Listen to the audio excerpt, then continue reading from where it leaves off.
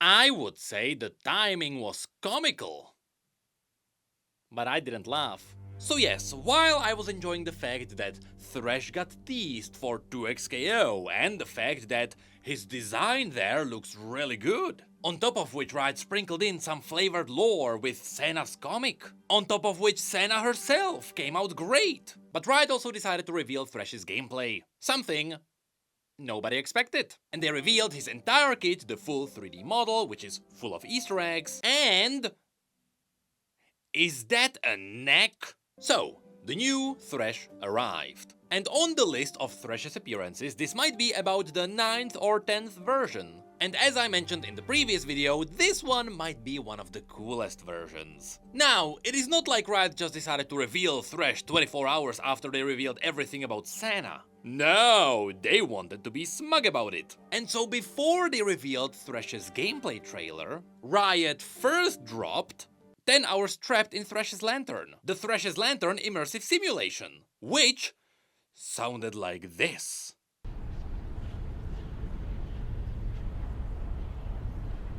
Now, besides this sounding like the inner demons we are all fighting every morning, my favorite part actually comes at 2 hours and 46 minutes.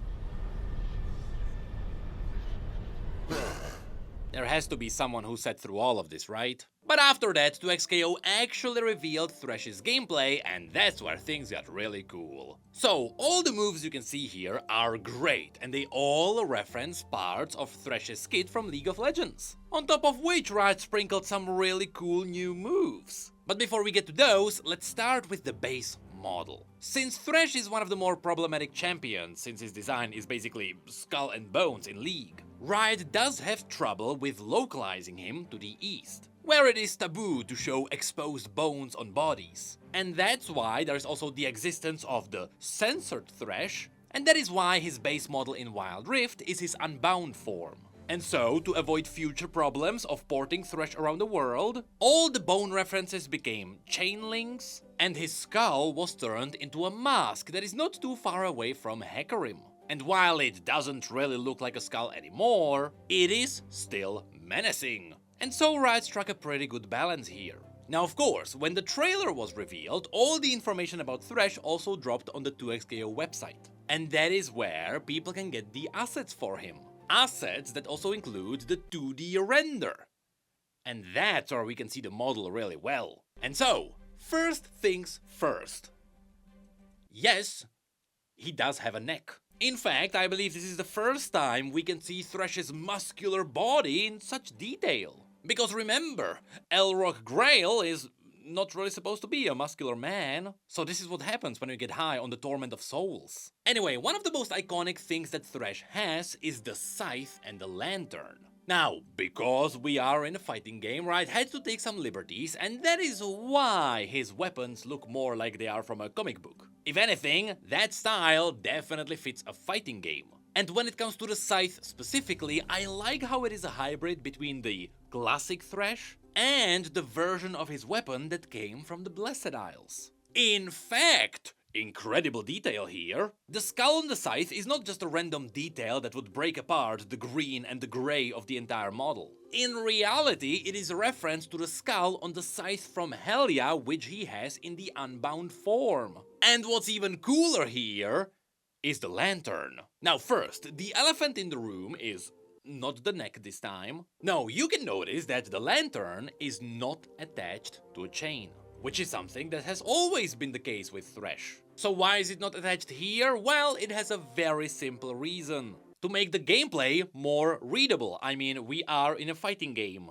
And that's because, as you'll see later, Thresh can just leave the lantern hanging around. He is using it as a marker for tagging, meaning that if he left it behind and it was connected with a chain, there would be chains all over the screen. That is why you can't see the chain here. In fact, as a cool detail, normally the idea would be that the chain would go from the scythe into one of the moss on his hips, which is something that you can see on every Thresh everywhere, after which the chain comes out and it attaches to the lantern. That is why in League he can throw the scythe and the lantern really far away. It is all on a chain that just comes out of his body. But here, the lantern itself is also really cool for a separate reason. because it feels like for the first time Riot designed a lantern for Thresh that actually feels like it comes from the Blessed Isles. Remember that when Thresh was still Elrock Grail, he carried his little lantern around the darkest dungeons of Helya, meaning that the lantern specifically came from the Blessed Isles. Now, in his original skin, which was before Riot had any idea that ruination was even a thing,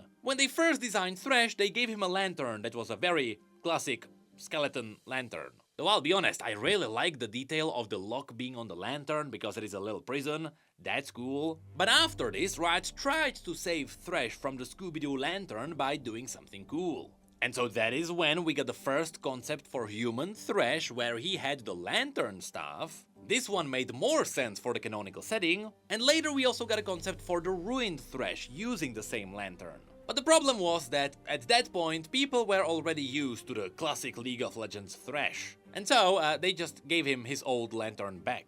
And so that is what you can technically see in the Ruined King game, and they also gave him the old lantern back in the Ruination book. And that is exactly why it is interesting to see that 2XKO is trying to do something new. Because yes, those old design, while they were great, didn't exactly make sense for the setting. Because again, it is supposed to be a tool from the Blessed Isles, and so if you have a look at any kind of the old concepts, or even the environment art from the Ruined King, that is what the lantern is supposed to be borrowing the design from. And 2XKO pulled it off. It's just a small piece of the Blessed Isles that Thresh is carrying around, and I love it. And so moving on from the lantern, next we can talk about the big key on his chest. Of course, this is a reference to the keys to the cells beneath Helya. But while normally he is supposed to be wearing a bunch of them on his skirt, you wouldn't really be able to see them in a fighting game where everything moves quickly. And so Riot replaced it with one key that you can immediately see. I'll be honest, design-wise, it does stand out. After which we can then talk about the shoulders, they got very spiky. And I have to mention that this is one of the only details on the new model that I'm not a massive fan of. And that's because the new spiky shoulders kinda remind me of Pike and his jaw shoulder pads. Will he be into XKO too? And after that, if we go past the neck, which is kinda hard to unsee now, we can also talk about the face, which for some reason in this specific render, Thresh just looks happy. But that is it for the design of the model. Overall, it is awesome to see a modern take on such an old villain. And that is what takes us to gameplay. So, as one would expect, Thresh is quite good at throwing the scythe around. And so, in the first hit of the trailer, you can see that's a ridiculous range. Which is immediately followed by the first reference to League of Legends, which is the hook. You will be seeing this one a lot. But somehow, that's not really the move that people are focusing on. No, instead, people just love this move of Thresh stepping on you. I wonder why. Then, what's absolutely amazing is that Thresh now has the ability to release a soul from his lantern. What's even better is that on the 2XKO website we actually got the full move list with videos explaining all of these. And there you can see that these souls just chase the enemy and then explode. However, the enemy can also hit the soul, which enrages it and makes it run a lot faster. To destroy it, you actually need to hit it twice. And if you don't want to summon a slow walking soul, you can also bring up a flying soul, which you can strangle so hard it's gonna barf darkness. I love this move. After which we get to the first super, which is where something interesting happens. Just like how 2XKO showed a new side to Senna, with her being a frenzied fighter in the Wraith form, 2XKO also revealed a new arsenal for Thresh. And so, for the S1 super, Thresh unleashes Cruelty, which summons giant blades from the sky that track the enemy's location. This move looks awesome, and I wonder if it is referencing the Spears of the Iron Order. But then we have the S2 super, which is the box. Yes, it is that box, which is the ultimate from League of Legends. With the only difference being that this box is vertical. Also, it's not a box, it's a pentagon. Someone should fix that. But then, if the ultimate from League of Legends is not Thresh's ultimate in 2XKO, then what is? Well, here it is called Damnation. Enough! Eternity begins now!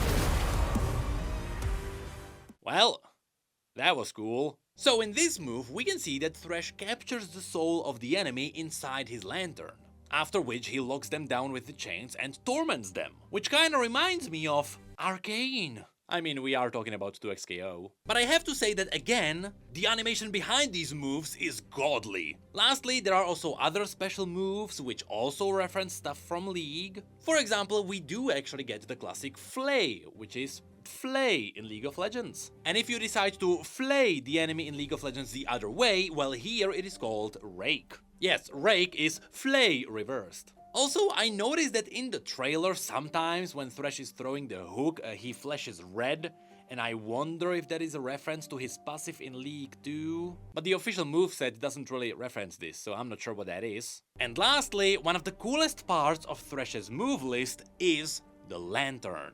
Because besides the Lantern summoning the souls, it can also be used in two separate ways. Either Thresh himself can actually blink to the location of the Lantern, which means you can surprise the enemy from behind, or you can actually use the tag to tag your other champion into the Lantern's location. Now, the reason why that is absolutely incredible is because this is really the first time Riot designed a champion with the core mechanics of 2xKO in mind. I mean, we are talking about a 2v2 tag team fighter, so it makes sense that some champions would have very specific abilities with the tagging in mind. Now, of course, in case you play with only a single champion, well, the Lantern needs to do something else, and that's what the souls are here for. So overall, the design is clever. And at the slightest look at the internet around 2xKO right now, you can see how Thresh managed to make everyone excited again. And it makes sense why, since 2xKO is a fighting game with a very specific champion that you wanna likely play,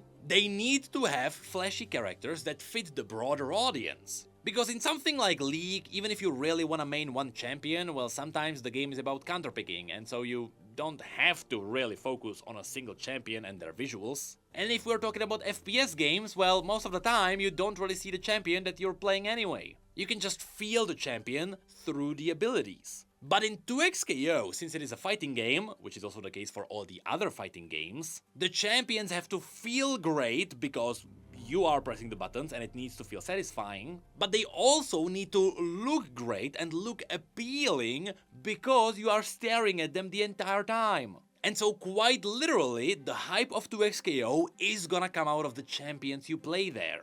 That is why it is really important for 2xKO to nail the roster. That is simply how the player base of fighting games work. And if you have a look at the roster now, well, it is now starting to look a lot more diverse. Now we have some breaks between all the humans and Arcane characters. And so now that we know that Riot is not afraid to go a little bit crazy with their champions, we all know it is time to see if they can handle Poppy. Because I just wanna see how the internet reacts to that one.